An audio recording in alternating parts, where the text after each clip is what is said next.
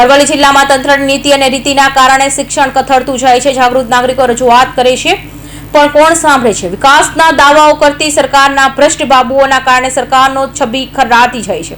છેલ્લા ઘણા સમયથી અરવલ્લી જિલ્લાના પંચાયત ઇન્ચાર્જ જિલ્લા વિકાસ અધિકારીથી ચાલે છે.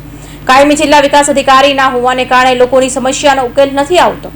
માત્ર ચૂંટણી ટાણે જ મત માટે નીકળતી પડતા નેતાઓ જીત્યા પછી ક્યાં પાછું વળીને ક્યાં જુએ છે? મોડાસા તાલુકાના બડોદરા ગામ એવું છે.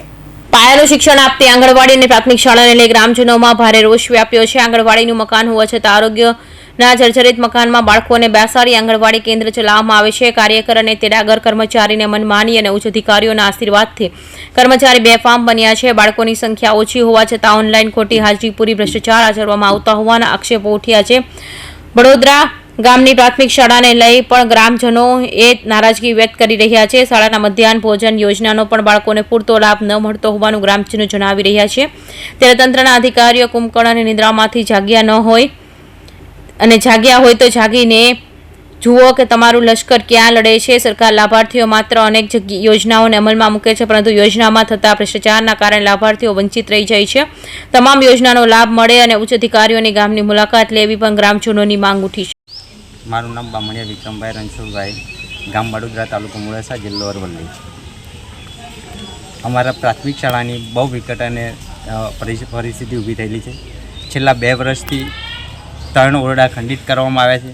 તો આજ સુધી સરકાર દ્વારા કોઈ પણ ખાતમુહૂર્તો કર્યા પણ એની ગ્રાન્ટ આપવામાં આવી નથી અને આજ સુધી ઓરડા બનેલ નથી.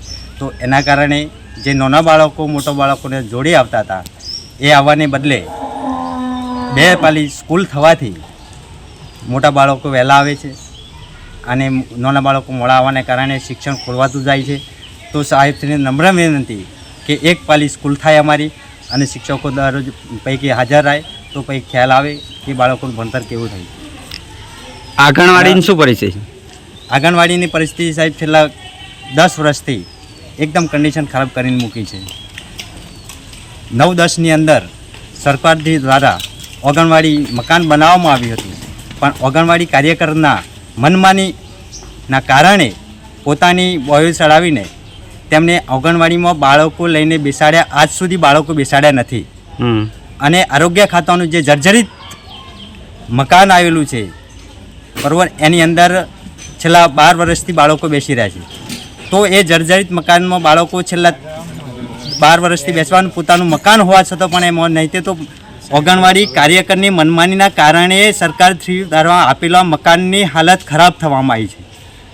તો સાહેબશ્રીને નમ્ર વિનંતી કે આંગણવાડી કાર્યકરને પોતાને આજ સુધી જે મકાન બન્યું છે એની અંદર સાફ સફાઈ કરીને બાળકો બેસાડવામાં આવે અને કોઈપણ આગેવાન ગામમાંથી રજૂઆત કરવા જાય તો તેઓ તમે મારા માલિક છો, તમે મારા ધણી છો એવા અપશબ્દો વાપરી ગામને આજ સુધી બીવડાવવાનું કાર્ય કરી રહ્યા છે.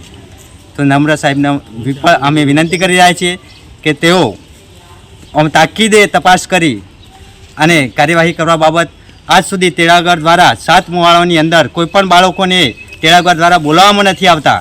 1 થી 4 બાળકોની સંખ્યા દ્વારા છેલ્લા 50 બાળકોની સંખ્યા ઓનલાઈન અને ઓફલાઈન નોંધાય છે, છતાં પણ કોઈપણ બાળકો સ્થળ ઉપર 3 થી 4 જ હોય છે. વારંવાર રજૂઆત કરવા છતાં તેડાગર દ્વારા કોઈપણ મોવાળાની અંદર જઈને બાળકોને બોલાવવામાં નથી આવેલ.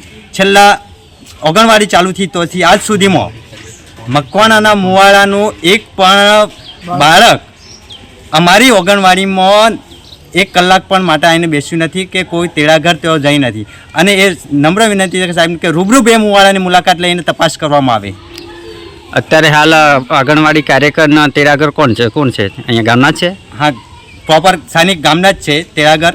આજે તો બંધ છે આંગણવાડીનો ટાઈમ સાહેબ 2 થી 3 વાગ્યાનો હોય છે, પણ દરરોજ આ જ ચાલતું હોય છે સાહેબ. 1 વાગે 12 સવા 12 બોલાવવાના અને 1 વાગે 1:30 વાગે નાસ્તો આપીને સીધા છોડી દેવામાં આવે. નાસ્તો પણ મળતો નથી. પ્લસ પ્રાથમિક શાળામાં મધ્યાહનમાં પણ સાહેબ આવનાર બાળકો સીધા ઘરે જમીને આવેલા હોય છે અને સીધા અહીં જમી લે છે. અને બપોરના જે ચણા નાસ્તો જે આપવામાં આવે સાહેબ 1 વર્ષથી આજ સુધી આપવામાં આવેલ નથી. 1 પણ બાળકને ચણાનો નાસ્તો નથી આપવામાં આવેલ મધ્યાહન ભોજન દ્વારા પણ. અને મધ્યાહન ભોજનનો સ્ટોક પણ અહીં આગળ રૂમની અંદર રાખવામાં આવતો નથી સાહેબ. અને આંગણવાડી કાર્યકરનો જે આપણા જથ્થો હોય છે એ પણ આજ સુધી સ્થળ ઉપર કોઈ દિવસ હાજર નથી. સંચાલક કોણ છે? ગામના છે? ગામના છે હિનાબેન પટેલ. બરાબર. એટલે સવારનો કોઈ નાસ્તો બાળકોને મળતો નથી. આ બાબતે આપણે રજૂઆત કરી કોઈને શિક્ષકો કોઈ બીજા? બારમાં રજૂઆત કરવામાં આવે તો કે ચણા સડેલા હતા, આ મળ્યું એવી રજૂઆત કરવામાં આવે છે, પણ સ્ટોક તો હોવો જોઈએ ને. અમે ચણાનો સ્ટોક જોવા ગયા મધ્યાહન ગોડાઉનની અંદર તો ચણાનો હતા જ નહીં, તો કયા આધારે અમે સાબિત કરીએ કે ચણા ડંખેલા? એટલે મધ્યાહન ભોજનનો જે સ્ટોક છે એ સંચાલક એમના પોતાના ઘરે રાખે છે? પોતાના ઘરે જ રાખવામાં આવે. Okay, thank you. Jitendra Patel, Aravalli.